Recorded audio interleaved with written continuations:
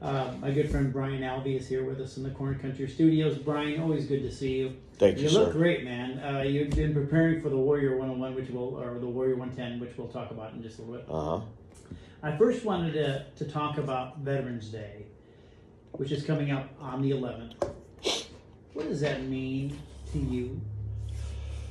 Well, it's, we have a little running joke. We always make fun of each other for posting photos as our default photos on Facebook or Instagram or whatever in uniform if we served on Veterans Day. It's kind of a running joke. Stand by 1 second. Why am I not hearing you? Start talking again. Can you hear me? Test Yeah, one, yeah. 2, 3. There you go. There it is. Got the headphones? Now it's working. All right. Good, let me start that whole thing over All right. again. Yeah. Do I need to wear headphones? No. Okay. I just had the wrong button pushed. Okay, here we go. Take two. We got Brian Alvey here with us in the KORN Country Studios. Brian, always great to see you. Man, you're looking great. You obviously been working out. Well, you have to. Things in motion stay in motion. Things that stagnate, well, they don't.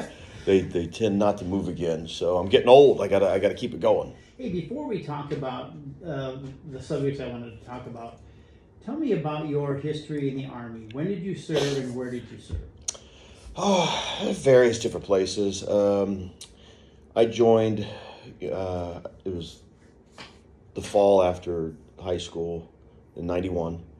And then I retired. I got medically retired due to some injuries I sustained throughout my career, predominantly with getting medevaced out of Afghanistan through some injuries I got there. It all just added up, and Uncle Sam decided I couldn't go anymore. Well, I kind of showed him that he was wrong. I went back as a contractor. But so I did 20 years, 9 months, and 4 days. Not that I was counting or anything. With respect to the Army, Army Reserve, and National Guard combined, I retired active. Got a medical retirement, and then also that was actually last June was my 10-year anniversary for my retirement. So I'm getting old. I turned 50 in August. So. And is your son in the Army now too? My oldest joined, ended up serving in one of my old units for a time, and he did his obligation 6 years, and he got out last winter. And my second oldest son, that was Dominic. My second oldest son, Joseph, is in now. He's in that same unit. So that he makes the fourth member of our family to have served in that unit. I served in that unit for almost 10 years. My brother served in it for a few years. My oldest son, Dominic, and now my son, Joseph, serve in that unit as a paratrooper. So you served in the early 90s, 2000s, Yeah. and your kids are serving now in the 2020s. What have you seen differently from when you served to what they are going through right now with the military? Oh, man, how much time do we have for this segment? Was it like barracks? Because I remember there's been a difference between my two boys that were in when Peter served, and then when Benjamin went in. I'm like, whoa, his barracks were a lot. Yeah. And now Ben, who went in, some years later, 10 times nicer. I'm like, what the heck happened? The amenities are definitely better. The biggest improvement I saw was 9/11 really punched our military in the face with respect to physical fitness, because we went to war, Afghanistan and Iraq shortly thereafter, and they realized that the error of their ways over the last couple decades of the guy that was considered the most physically fit and apparently a better leader was the guy that could run 2 miles fastest. So we had these little skinny guys that could run 2 miles in 10 minutes, and they were considered the studs. And then we got down range, and they realized, well, he can't carry this heavy stuff very far, and he sure as heck isn't kicking in any doors. So they quickly oh gosh, we need to start incorporating strength training and weight training and everything like that. So in the last, let's just call it 20 years or so, from 9/11 to now, the physical fitness requirements, testing, the point of instructions that they give and everything is dramatically different. It's vastly improved. We always hear about old guys like me saying, oh, back when I was in, when it was hard and, it's soft now. Not with respect to physical training. I think the physical training is significantly superior now. What the Army chooses to focus on collectively. I speak to the Army because I was in the Army, but all of them. I mean, they've got combatives involved now. It's like, what do you do when you stop shooting? When you're there's weight training. There's combatives training. There's all those things that that's what warriors are supposed to do anyway. Soldiers and Marines and airmen. So it's they've improved a lot there. Nothing's all inclusively good or bad. So I guess the things that I would notice that it's not so good that my sons have to deal with is the last place on earth where our government should be having social experiments is our armed forces. And that is exactly where they're having social experiments in armed forces. And I don't, necessarily have to get into specifics. I think everybody can draw their own conclusions of all the different, because there's so many various different things that they're doing that with. But it's insane to me. It's like, when the entire, I'll give you one example, when the entire United States was done with the mask thing. Even the states that were pushing it the hardest, everybody backed off the mask, everything. We were in the clear or whatever they want to call it. We were done. I had to go pick up my son from Fort Bragg, North Carolina, or as they're soon to call it, Fort Liberty, because, we got to change the names, all these things, social experiment. And I couldn't believe it. As soon as you walked on that post, it was like the day after COVID hit again, after when we were trying to flatten the curve. Everybody had the mask on everywhere. And it's like, these are the most... These are supposed to be the brave. This is the bravest organization in our nation. These are the people that defend us, and and it's not the soldiers, but it's like the command is like they're so paranoid of it's coming up. It's not coming from people in uniform. It's coming from people in suits above those in uniform. It was just insane to me. It's like a time where as soon as you walked on post, but as soon as you walked off post, take it off, no problem. And it was just bizarro world. That tricky virus, Yeah, it's bizarro world, and it's amazing because I was down there picking him up. He had just completed going through some special operations preparatory courses and stuff, and it was time to come back home for a bit. And I was like, why are they still doing this? I literally had to go buy a mask. Mm-hmm. Yeah, I had to buy one the other day when I didn't have one. I can't remember where I was going into, but I needed a mask to get in, and I didn't have one. So I just said, hey, look, I don't have a mask. You happen to have one? They have one.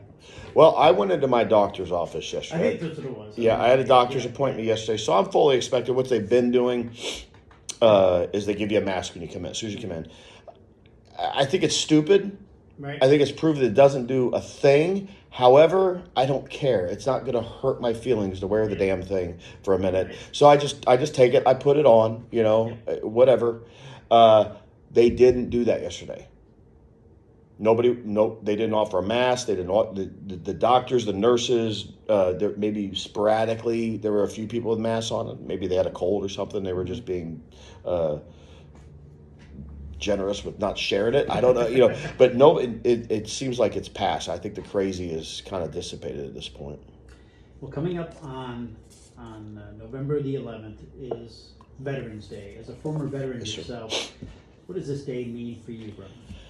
Well, we joke around with one another. We always tease each other, say, don't you make your Facebook default photo an old photo of you in uniform. I know you're going to do it. We all do it. We all should be proud of it. It's the one day that's for us. I always joke. It's, who everybody gets a day off on Veterans Day, but the people in the military.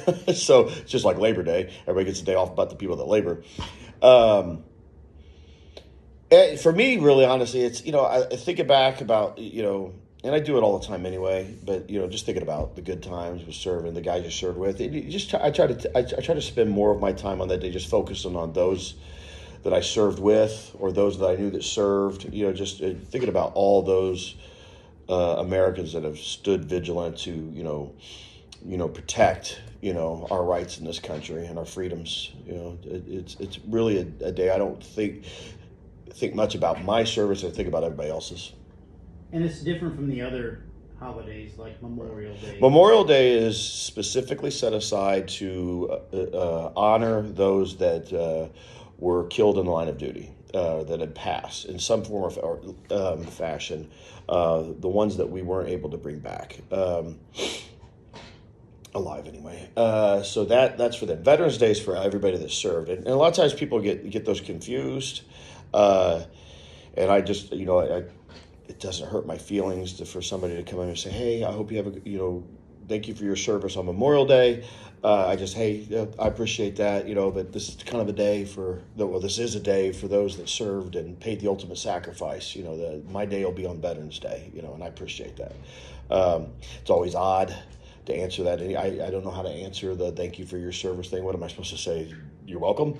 Yeah, it's like, I always respond with the thank you with a thank you. Well, thank you for saying that. I appreciate that. So.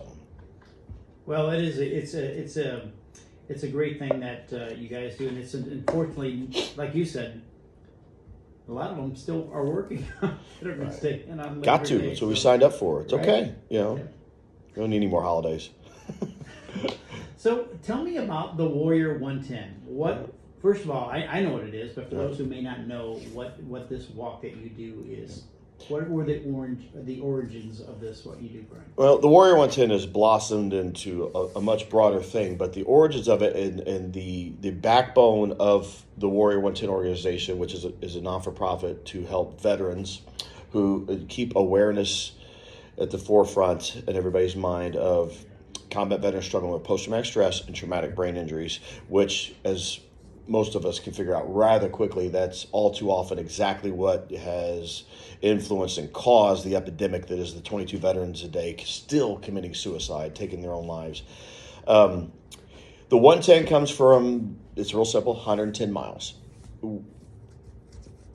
Almost 5 years ago, I reached out to a friend of mine, and we decided to do something to help our fellow veterans get through the light at the end of the tunnel that he and I had luckily gotten through ourselves, and we're in a good place, and we want to give back. That's what you do. When you negotiate an obstacle as a soldier, you reach back and you help your brothers and your sisters to your right and left negotiate that same obstacle. It's a team.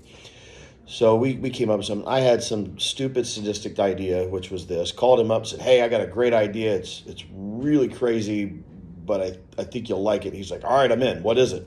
So I told him, and that was Adam Smith, and Adam Smith did this with me the first year, but we decided to put our rucksacks back on and ruck march, however you will, from New Albany, Indiana, all the way to Franklin, Indiana, which was the trail that we set aside was 110 miles, and we were going to do that, and through publicity and whatnot, and great guys like you bringing us on your radio station and whatnot to promote the heck out of it, raise awareness and funds to help benefit those veterans struggling with post-traumatic stress, traumatic brain injuries, sending them to different organizations that have different seminars and retreats and events, or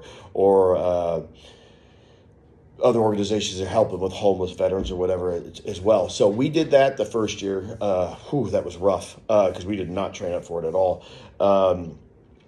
Did it. It was a success. We raised thousands of dollars that year, and we decided to make it a permanent thing. Do it again next year. So this year we changed up the course a little bit. This year, we are starting. Darren Tissender, who's the vice president of our organization, everything that does the entire 110 miles with me every year. He and I are going to start on the Louisville side, just because, walk over the Big Four Bridge, get with everybody there in Jeffersonville, and then we're going to take off. But then we're going to head straight north.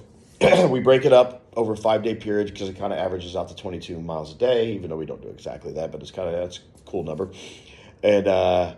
And then on the final day, we are going to make a push starting right here in Franklin at the Mint. Everybody will start showing up around 11:30, but we're going to take off at noon sharp from the Mint, and we're going to walk the last 10 miles to the Greenwood American Legion post. And we're inviting anybody and everybody that wants to walk with us on that, bring your American flags, whatever you want to do. They're all welcome to join us on that.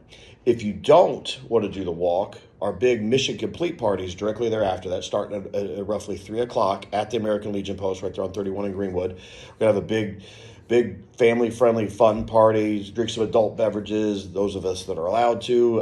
They're going to have a steak dinner that night, which is amazing. They do. I think they told me they're going to do a 16-ounce ribeye, baked potato and salad for $20. So can't beat that. So if you don't like me, come for the steak. But that's going to be our last push. Then we do some other events throughout the year to help bring awareness. I use my ability to punish myself and make a fool out of myself publicly to help keep awareness at the forefront of everybody's mind. So guys that are way smarter than me, the doctors that have all the letters behind their name, can continue to work on it. So last May, my son, who's still currently serving in it, we did a 50-kilometer extreme ultra marathon down in Brown County for the Warrior 110. That was something I don't think I'll ever repeat. That was grueling. I even rode a bull a few weeks ago, just for giggles. So we're just trying to keep the awareness up, and so that we can continue to allow those smarter people than I to figure it out. So Brian, if somebody can't walk in the Warrior 110 with you, but they still want to help out, right? How can you do that? Well, donations are always huge for us. Anybody can go to our website. It's really simple. It's the Warrior 110, thewarrior110.org. There's right there on the landing page is a donation vehicle there. They can go to our Facebook page as well. Just put it the Warrior 110 in a search. You'll find it rather easily. And there's different postings and stuff. You can find different ways to donate us there. Or just message the Facebook page. We monitor that pretty closely.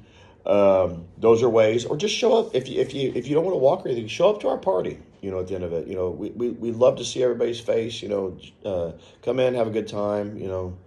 Hang out with us. Brian, it's always great to see you again.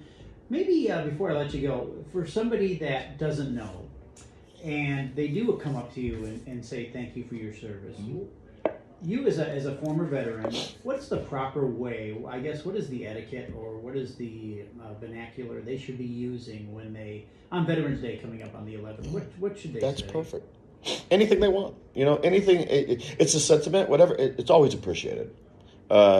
When somebody just simply says, "Hey, thank you for your service," I mean, I've heard that thousands of times over, the last 30 plus years, and it never ceases to not affect me. I'm very appreciative, very humbled when people say that to me, and it's a little odd because you're thanking me for doing my hobby. I mean, I enjoyed this. It feels a little weird to get thanked for doing something that you loved, but nevertheless, it's always greatly appreciated. So anybody in their right mind is just going to appreciate the sentiment.